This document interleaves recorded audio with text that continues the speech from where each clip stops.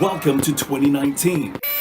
We open this new year with a question. Now, our outlooks are colored by our experiences, our knowledge, and whatever underlying philosophy we live by.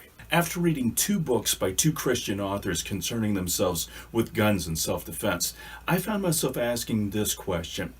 Does your faith inform your cause and your activism, or do your causes and activism dictate to your faith?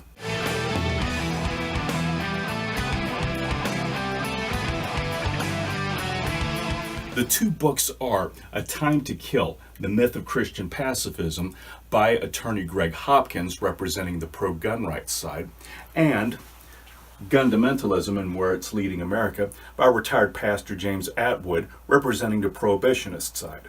Because Hopkins' book was the first one being published in 2013, we'll start with that one first. This book is important because controversies surrounding Christians and self-defense are often rooted in a lack of clarity. This lack of clarity leads to confusion and thus controversy and argument in the theoretical, but can have practical consequences as well. This confusion can also lead to hesitation, which, in a confrontation where time is life, can make all the difference between a life needlessly lost and a life saved by decisive action.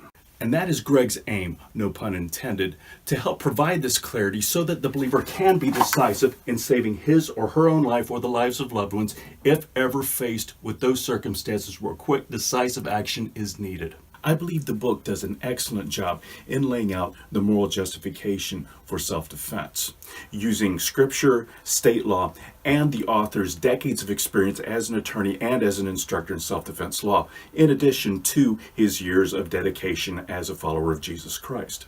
Now, I can't do the book justice in a short video, but I will say that the author pointed out some very plain things in Scripture that demonstrate how the preservation of innocent life was commonly understood, including using force to defend that life. Most gun-owning Christians who have done any research on the matter at all and are asked to point out in the Bible where it condones arms ownership and defense readily point out to verses like Luke 22:36 or Exodus 22:2.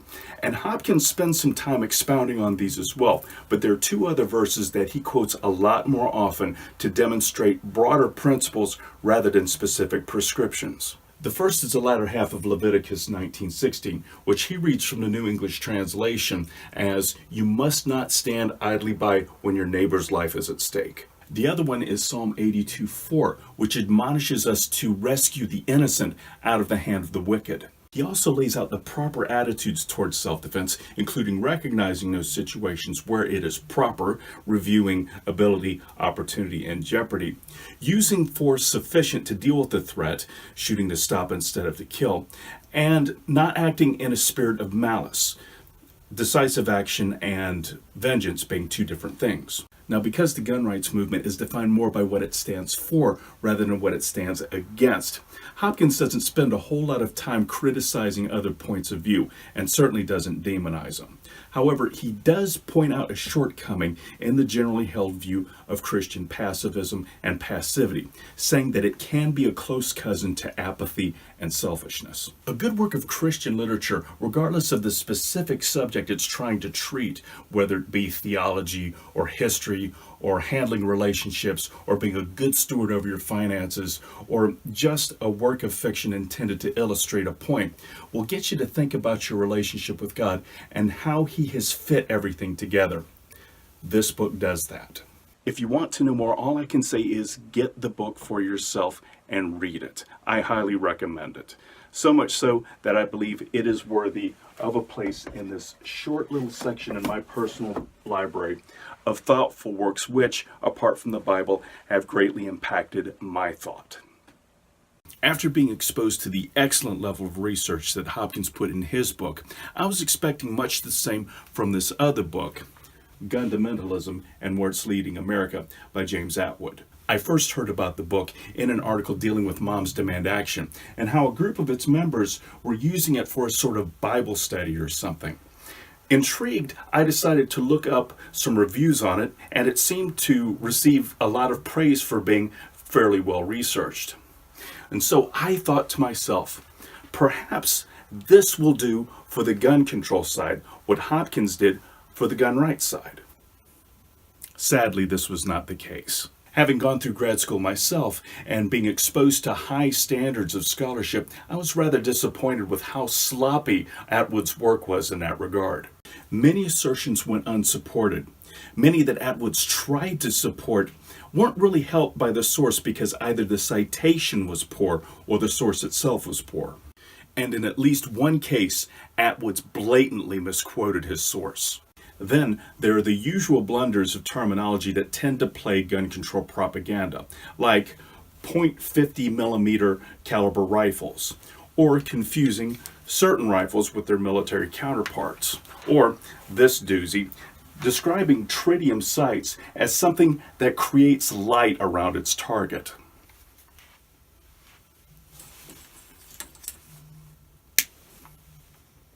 Doesn't seem to work that way. Minor things I know, but it does show the lack of serious research that went into this book. More serious errors involve the usual statistical games that gun control folk like to play when presenting their data. 33,000 deaths because of 300 million guns! Except that one doesn't bother to explain why, if guns are so central to the problem, so relatively few of them are misused. And for all his insistence that we look at things scientifically, he all too readily dismisses research that challenges his favorite talking points, which is not really a good scientific mindset. And this brings up an accusation he repeatedly levels against gun rights advocates: idolatry. Now, while it is something to consider in the heart and mind of a believer, if your cause is valued higher than the truth, he seems rather oblivious to how steeped he himself is in the very thing he wants to condemn in others. And that leads up to one very stark point of contrast between himself and Hopkins, which also illustrates one of the many differences between the gun control movement and the gun rights movement. Like I said before, Hopkins' position was defined more by what he stands for rather than what he stands against, and he spends very little time criticizing the opposition. Atwood's, from the very title of his book, demonizes the opposition, quite literally sometimes. Now, which approach seeks better dialogue and better understanding between the two camps, and which only serves to further division between them? Now, in my opinion, both Hopkins and Atwood pretty well represent their respective camps of thought through their respective works. Now, the gun rights movement seeks to give people information so that they can make an informed decision as to whether or not to engage in that right, but wants to leave the decision in the hands of individuals. By contrast, the gun control movement wants to use emotional arguments rather than factually accurate ones to try to force people out of that choice, and would preferably use the might of government to do that. But it could very well be that because gun control has no really good arguments to convince others to follow along with them voluntarily, that they feel they must leverage state force in order to get what they want. But as far as the Christian approach to this matter is concerned, relying on state power to settle disputes and controversies among ourselves really goes against scriptural prescriptions. We're supposed to have enough wisdom among ourselves to be able to reach conclusions to the relative satisfaction of all. But is there wisdom in leveraging falsehoods to make people more dependent upon state authority rather than individual responsibility? I think that is the dividing line between the two camps.